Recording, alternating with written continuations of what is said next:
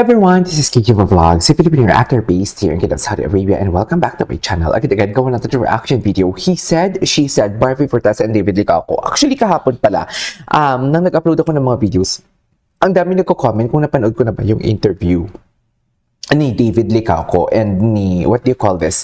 Ni David Licaco yung about sa parang hindi na daw siya single. Ang dami nagsasabi na parang hindi na daw siya single, parang nagpapakita na siya ng hudyat and everything.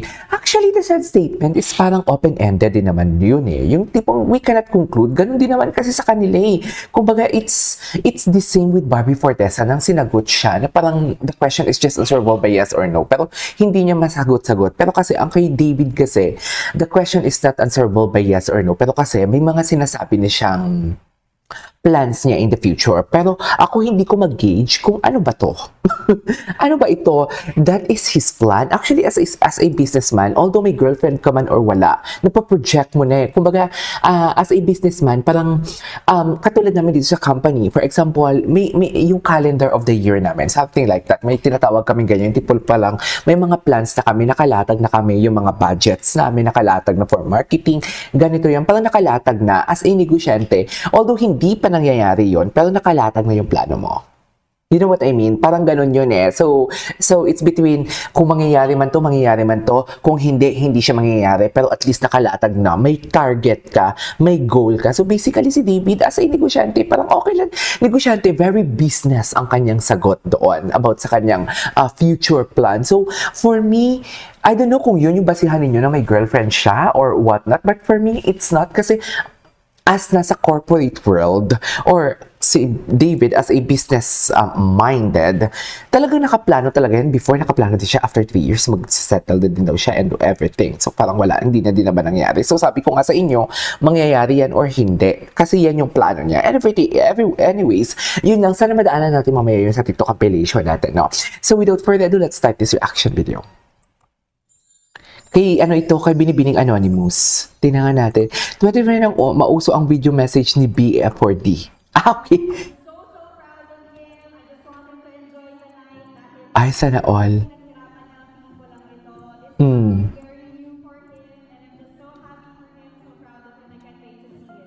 Oo. Okay. Ganun pa talaga dapat, ma'am. Charis. Eme.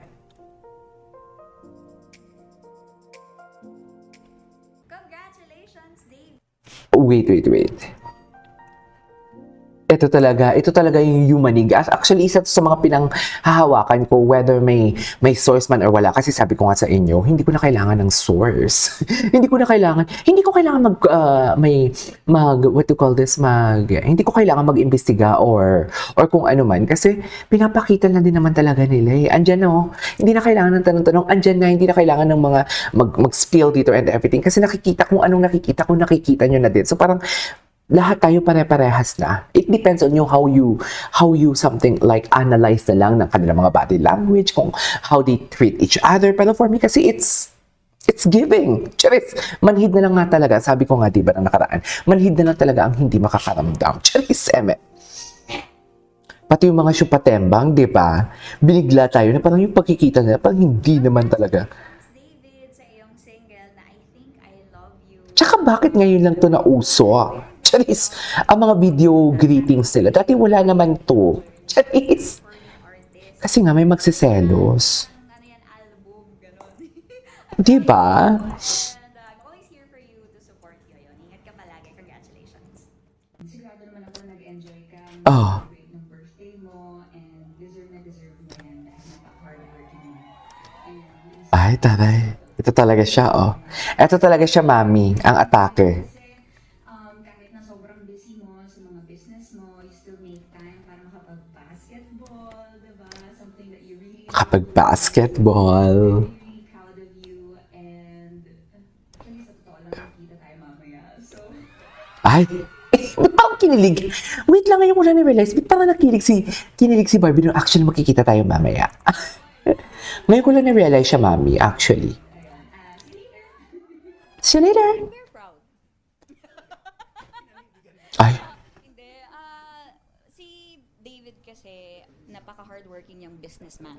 Mm-mm. Wish ko lang para sa kanya, every night he goes to sleep, masaya siya. Ilang Hmm. months ba dapat yung hihintayin mo para makipag-relationship ulit? Ay, gusto ko itong interview niya. Huwag ka muna talaga makipagrelasyon. Yes. Baka madala mo yung emotional baggages mo from the past Exactly. Maapektuhan yung isa. Wait it out. Gano'ng katagal? Gano'ng katagal? 3 months. 3 Ay, 3 months. Ay, oh, di ba? Dito pa lang, di ba? Dito pa lang. Nagbilang ba? Kasi, si Barbie dito, Yeah, last. Pwede pa rin single. Yeah, sige. siniship talaga sila ni Miss Tony. Oh, di ba? Talaga ba, Barbie? Charis. No, walang overlapping, ah. So I've been really Walang overlapping na nangyayari. all for self-improvement. Every day, I try my best. So generally, Ay, tatay. I'm happy and mas nakita ko yung mga, mas appreciate ko lahat ng bagay. Oo, hindi pwedeng silence. Okay. May Okay. sa'yo. Ay, tatay.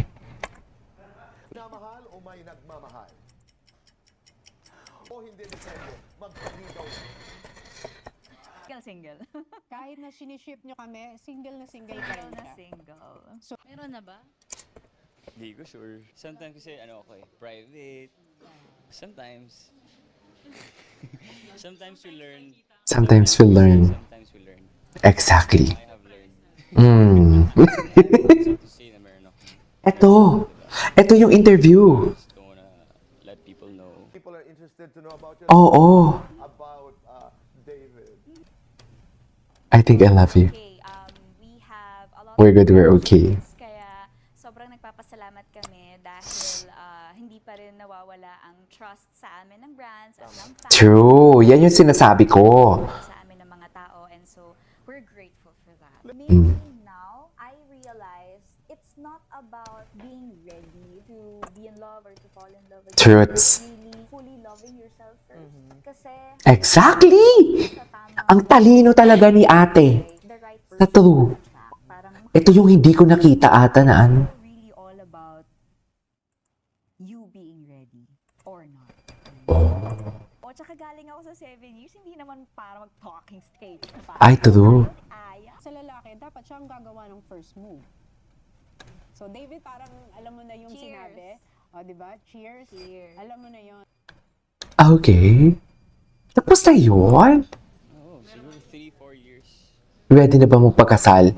Di ba? Ito yung sinasabi ko na as a businessman, nakalatag na talaga yung mga plano nila, whether mangyari man o hindi, basta may plano sila. Ganun yun. Parang nag-aalat ka ng budget sa isang kumpanya mo. Siyempre by then, 34 na ako.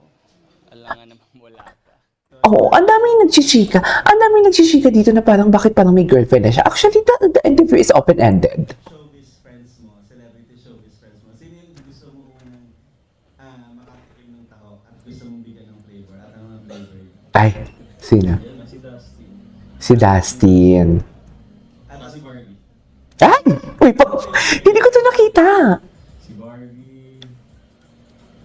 Coffee. Ay, coffee. Kala ko ube. Flavor. Bakit? Kasi mahilig si Barbie sa coffee. Alam na alam. Charis! Bakit alam na alam ng ate ko? Yung totoo. Si Happy. Si Happy. Taray. Ay, ba't kinilig si Akla? Tapos na yon, mami? Ano ba yan? Alright, anyways, ang ganda ng interview. Ang ganda talaga mag-edit ni Binibining Anonymous. So, yeah, that is all for today's video. This is Kijimo Vlogs. See you on my next vlog. Bye!